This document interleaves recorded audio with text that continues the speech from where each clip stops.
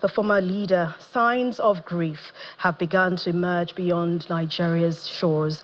Prominent Nigerian dignitaries have begun arriving at the London hospital where former President Buhari died. The channel's television's crew stationed in the UK captured the emotional scene outside the London clinic, specifically the Duchess Devonshire wing, where family members, political associates and long-term allies are gathering. Among those spotted were former heads of state, General Abdulsalami Abubakar, former Imo State Governor Rochas Okorocha, both of whom were seen arriving in solemn reflection. Our correspondent there, Juliana Olainka, has more. Well, good evening from just outside the London clinic here at the corner of Marylebone Road in central London, where Nigeria's former president, Muhammadu Buhari, aged 82, passed away this afternoon at approximately 4:30 p.m. BST. This is after a prolonged illness. It is a profoundly sad day for Nigeria, a moment of collective mourning. In recent weeks, persistent rumors online suggested that the former military ruler was unwell, and sadly today, those rumors have now been confirmed.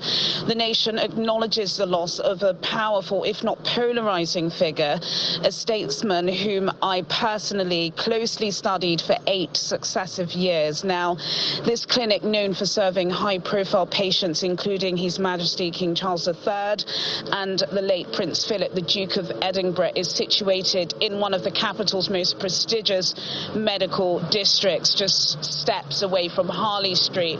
I think the location alone underscores the seriousness of the prolonged treatment that the former president was receiving. Now, in the coming hours, according to my sources, Femi Gbajabiamila, Chief of Staff to President Bola TINUBU, is expected to arrive in London. Now, his mission, of course, will be to assist the family with support and oversee preparations to bring the president home to Nigeria under official state protocol. Now, I think it's obvious that the magnitude of this moment cannot be overstated. Buhari was a defining presence in Nigerian life, first as a head of military regime in the 1980s, then later becoming the first president to defeat an incumbent in a democratic, historic election in 2015. Now, his tenure inspired admiration for his anti-corruption stance and discipline here in the UK, yet it also drew criticism amid economic challenges and security threats. Now, today, of course, those debates will be paused because a nation reflects on a life both revered and contested. For now, from here on Devonshire Place, a somber London sky mirrors the sadness that is felt across continents. Here at the London Bureau, Channels TV will stay on site for developments, including the arrival of the Vice President, His Excellency, official statements from the family, funeral arrangements and further insights from the VIP delegation. Juliana Olainka reporting for Channels TV News in central London. Meanwhile, former President Olusegun Obasanjo has also described as a great loss the demise of former President Muhammadu Buhari today.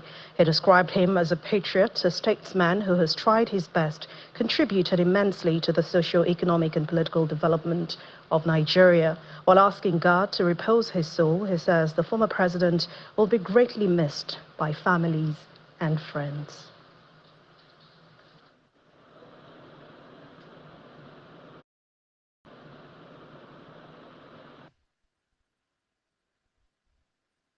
He tried his best. My prayer is that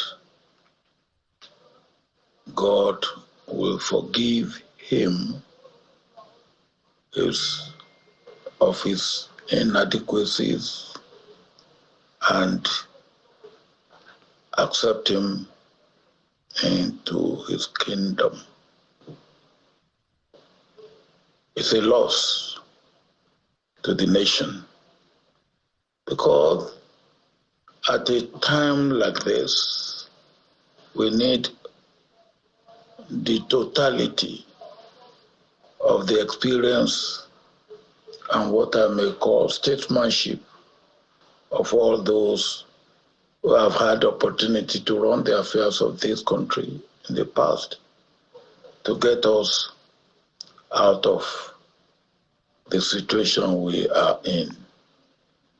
He will be sorely missed, and may his soul rest in perfect peace.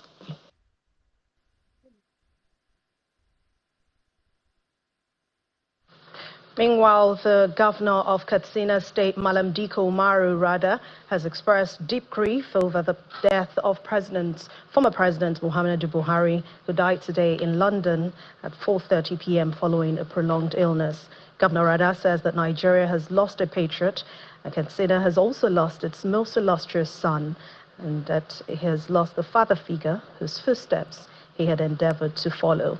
The governor adds that former President Buhari was not just a leader, he was the embodiment of the common man's aspiration, and that his people-oriented programs and genuine love for the masses defined his leadership philosophy.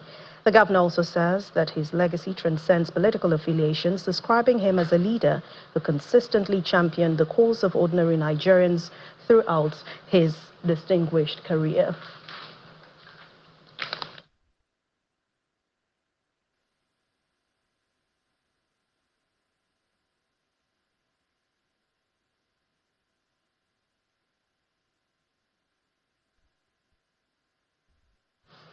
And for more on a background check on former President Muhammadu Buhari, who died today, our correspondent at the State House, Larry Lasisi, has more. And that I will preserve, protect. President Muhammadu Buhari, at his inauguration as the 15th President of Nigeria on May the 29th, 2015, addressing the country, he voiced these iconic words. I belong to everybody, and I belong to nobody.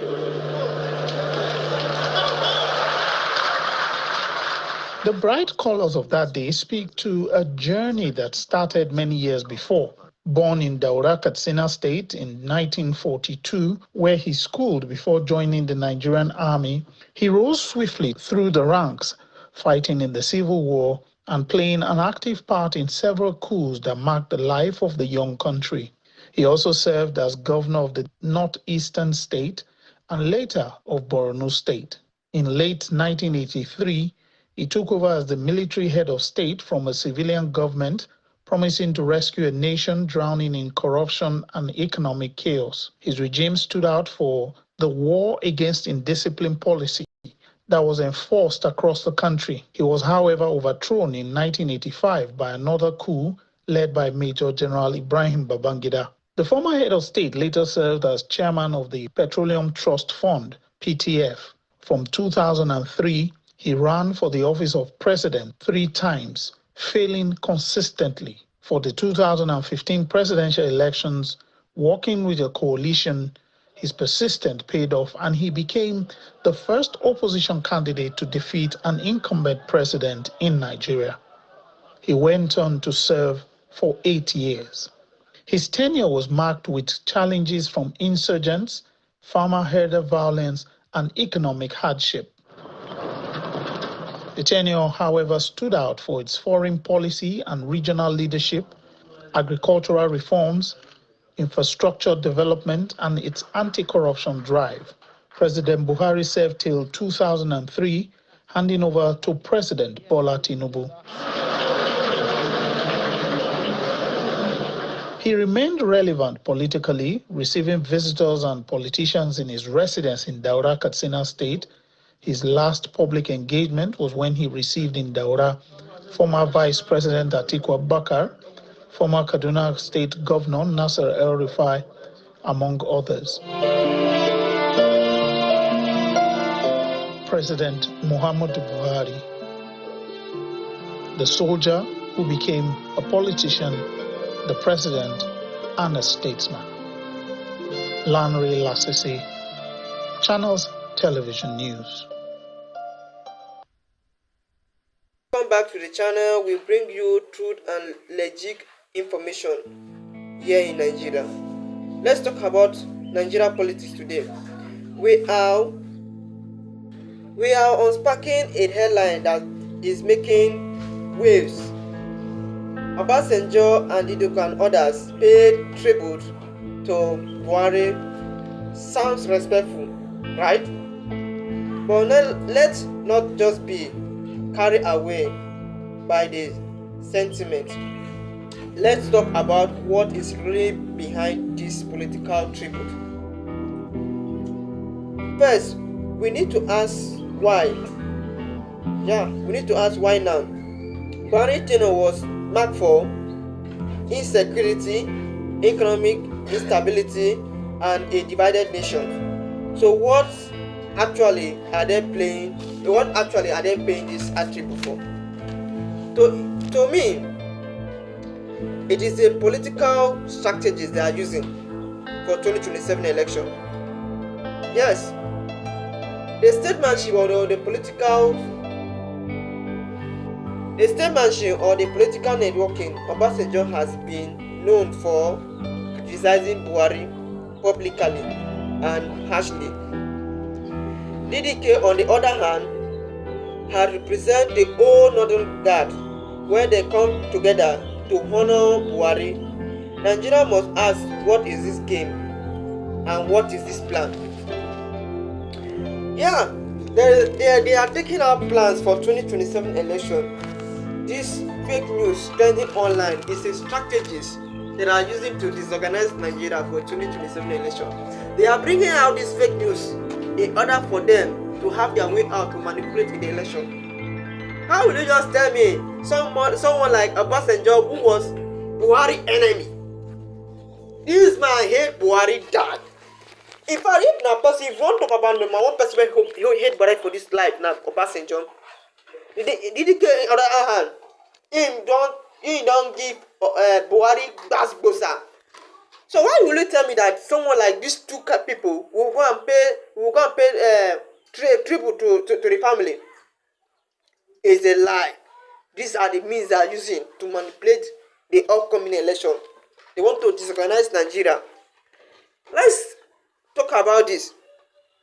During Buhari regime, Obasanjo and Dikko says Buhari regime there was insecurity, there was economic disability, there was no unity. Yes, they were right.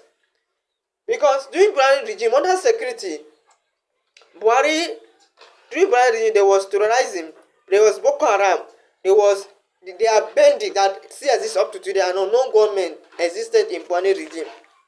There was lack of economic stability, whereby the naira collapsed. Fuel subsidy become the mess of everything, become the mess of the day. Even till now, me and you, we own oil well, but we are still buying fuel from outside the country. Does it make sense? Are we not supposed to be producing fuel on our own? So we will not take what we have now to the UK for them to refine and still sell us back our own product. Our thing, now they go and buy with high money, like say they be in our thing safe. Make una check this kind of thing now. And again, during Buhari regime, there was no unity among Nigeria. Nigeria, we don't love ourselves. You see the North fighting the Southerners. You see the Muslim fighting Christian. So there was economic disaster everywhere.